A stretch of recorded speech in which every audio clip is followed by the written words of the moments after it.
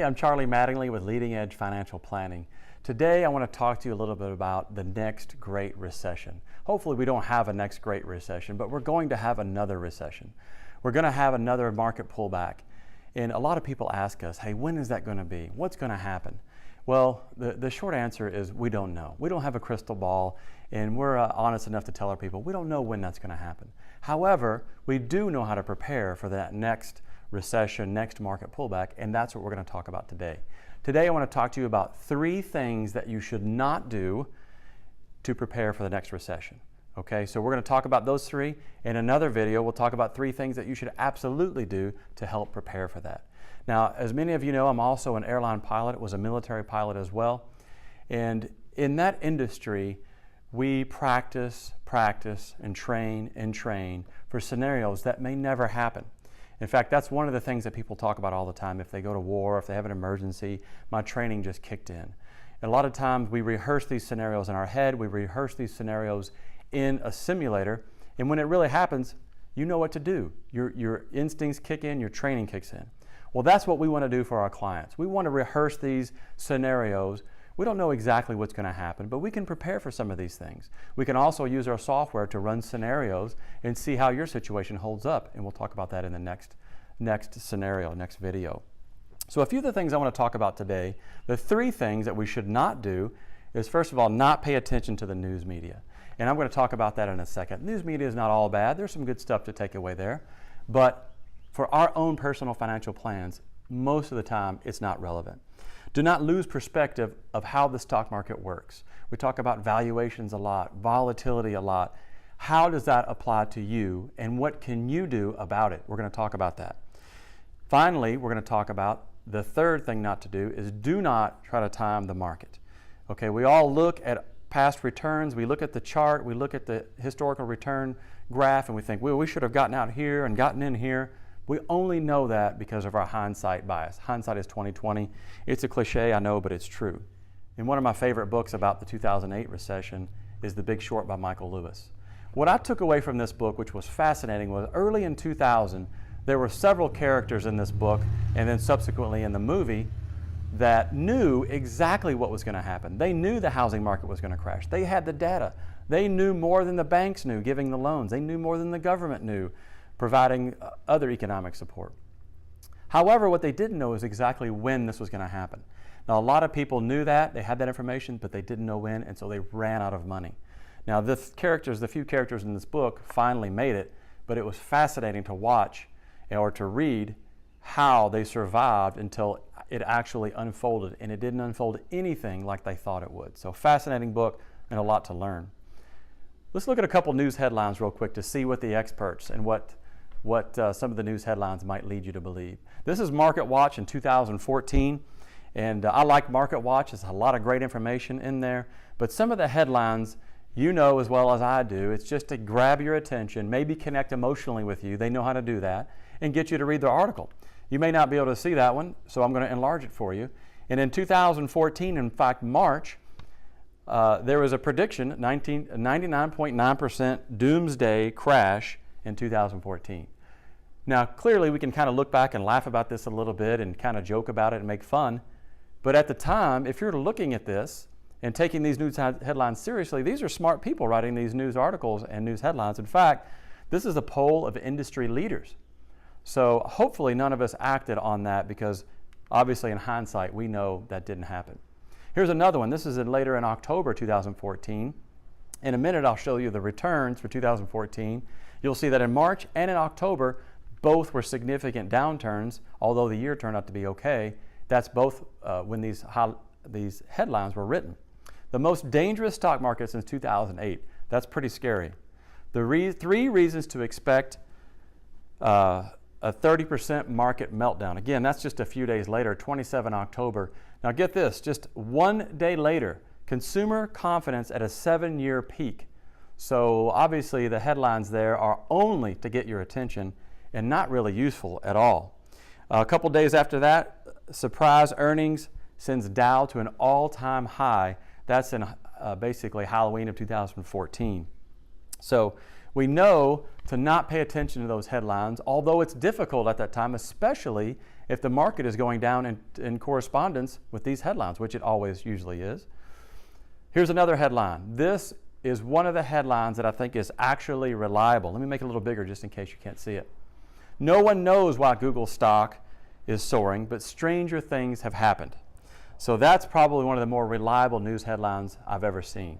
So you won't see those very often, but I thought I'd capture that one.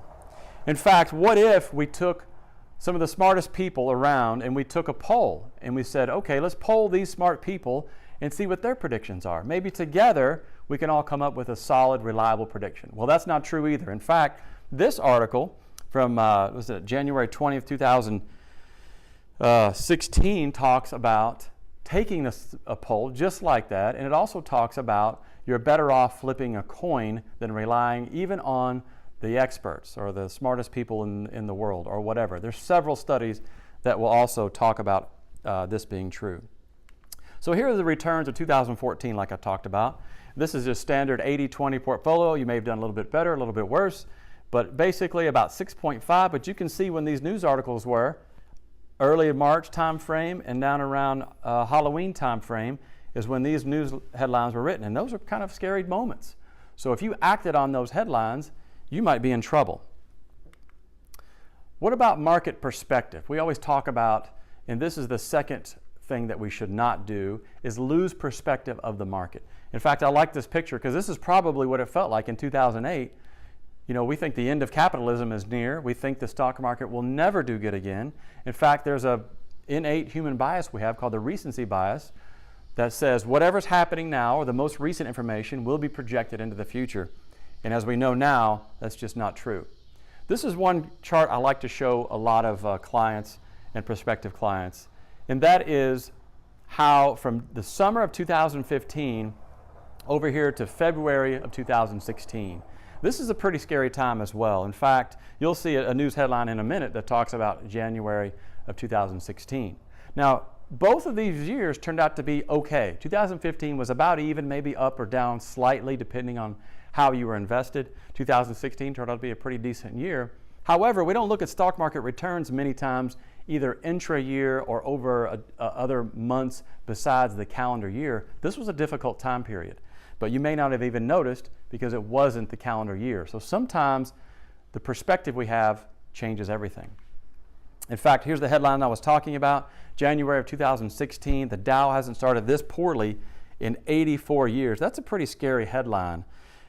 In fact, what the interesting thing is that 2018 is probably on track to not even do as well as 16. And we had the best start we've ever had in 2018. I believe it was ever, one of the best anyway. This is a slide I wanted to share with you talking about that perspective. In fact, you may not be able to see everything on this, but the gray bars are when markets were up. And this goes back to 1980 to 2017. The gray bars show positive returns, or the gray bars down below the axis here show negative returns. But the red dots show you, and I'll have an overlay of this, at some point during that year, returns were extremely negative. For example, I think this is the late 80s. There was a return there, or a year in the late 80s, in which we had a negative 34% return during the year, but the overall year turned out to be about 2%. So sometimes those things happen throughout the year. We just don't notice it until the end of the year. However, interestingly, the average intra-year decline is 13.8%. A minus 13.8% average from 1980 to 2017. That's pretty amazing to think that's typically what happens in the stock market. All right, 2016, like I said, turned out to be a pretty good year. However, as you saw the headline, it was pretty scary in this area, and people start to reevaluate their risk tolerance. Another interesting time here is Brexit. And then later on, as you may remember, we had an election this year, which in the year 2016, which nobody would have anticipated the reaction we had there. So again, trying to predict those things is not possible, and don't try to do it. That leads me to talk about our confidence as investors. Sometimes there's another bias called the overconfidence bias. We think we can time ourselves in and out of these quick, rapid movements in the stock market, and in fact, in the short term, most of those movements are behavioral or psychological. They're not fundamental.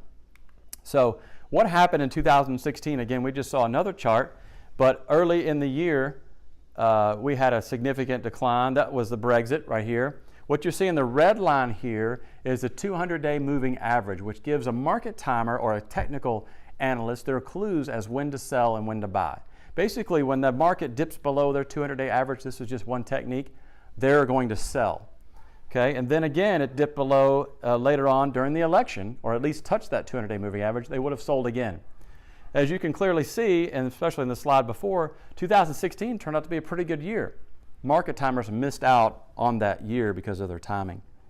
So market timing is very, very risky. We do not advise that at all. It doesn't mean you have to sit there and do nothing at all times. There are reasons sometimes to change your investments, but those reasons usually depend on your circumstances, your behaviors, your life cycle, where you're at in relation to retirement, not on the short-term ups and downs. This is another slide that's pretty powerful to me. What I want to point out here are three numbers: 7.2%, 3.5%, and then the -6% basically. This is from January of 1998 to December of 2017, and basically, had you missed the 10 best days during that period, January 98 to December 2017, if you missed just 10 of the best days, your return would have been cut in half from 7.2 to 3.5.